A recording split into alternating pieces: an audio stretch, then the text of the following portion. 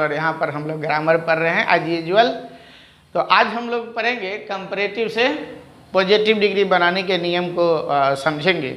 सबसे पहले आपको यह ध्यान देना है कि कंपैरेटिव डिग्री का जो अंतिम नाउन या प्रोनाउन है वो पॉजिटिव डिग्री का सब्जेक्ट बनेगा और उसके अनुसार हम लोग हेल्पिंग वर्ब का प्रयोग करेंगे।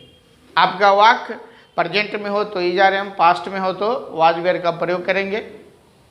2 नंबर में आपको ध्यान देने योग्य बात है कि यदि कंपैरेटिव डिग्री का वाक्य मेरा निगेटिव होगा तो पॉजिटिव डिग्री का वाक्य वो सकारात्मक होगा, और यदि कंपैरेटिव डिग्री का वाक्य सकारात्मक होगा तो पॉजिटिव डिग्री का वाक्य नकारात्मक, माने उसमें नो नॉट नेवर का प्रयोग होगा। तीसरा जो सबसे महत्वपूर्ण बात है और आपको ध्यान देने योग्य बात है कि कंपैरेटिव डिग्री के वाक्यों से हम लोग मोर डॉट डॉट देन या देन को हटा देंगे और उसके बदले में so dot dot as oblique as dot dot as का प्रयोग करेंगे। अब आप सो डॉट डॉट एज का प्रयोग कहाँ करेंगे? जब वाक्य मेरा निगेटिव होगा, यदि पॉजिटिव डिग्री के वाक्यों में नो नॉट नेवर का प्रयोग किया गया हो तो वहां पर हम लोग किसका प्रयोग करेंगे? सो डॉट डॉट एज का। क्लियर? और अन्य में एज डॉट डॉट एज का।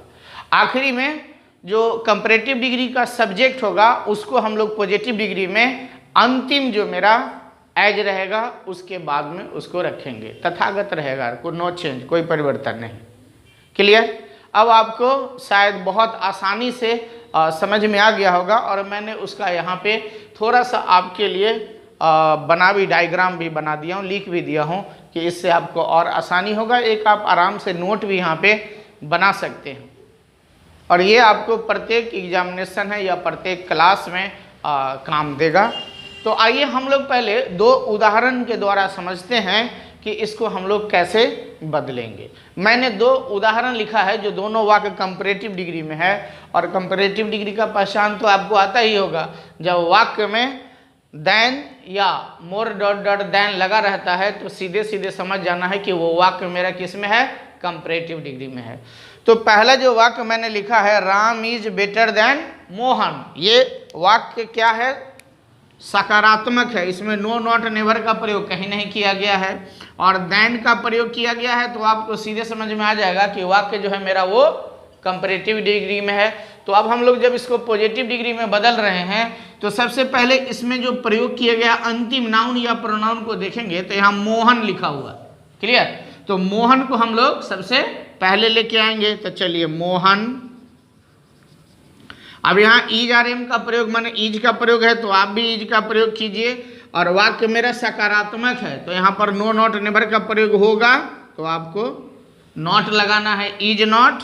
अब इज नॉट, नॉट का प्रयोग हो गया तो यहाँ पे सो लगेगा, और बेटर है तो बेटर का जो पॉजिटिव डिग्री में जो पार्ट होता है वो क्या है? गुड। फिर एज लिखेंगे और यहाँ राम है तो अंतिम एज के बाद कंपैरेटिव डिग्री का जो सब्जेक्ट होगा हम लोग उसको रखेंगे तो यहाँ पर राम हो गया। क्लियर? दूसरा एक और उदाहरण को देखिए, Seema is not more beautiful than Meera. तो मीरा को हम लोग पहले लेके आएंगे। चलिए, तो हो गया मीरा। अब सीमा के साथ ईज लगा है तो मीरा के साथ भी ईज लगेगा, लेकिन कंपैरेटिव डिग्री के वाक्य में यहाँ नॉट लगा है तो इसको हम लोग रिमूव करेंगे, हटा देंगे। यहाँ पे नॉट का प्रयोग नहीं होगा। तो अब मोर ब्यूटीफुल तो ब्यूटीफुल एज ब्यूटीफुल एज। अब एज के बाद जो सब्जेक्ट है कंपैरेटिव डिग्री का सीमा, तो हम लोग फिर उसको लेके आएंगे यहाँ सीमा। क्लियर? इस प्रकार हम लोग सीडी से पीडी बना सकते हैं। तो ये एक YouTube पे बहुत आसान सरल भाषा में मैं समझाने का कोशिश करते रहता हूँ हमेशा।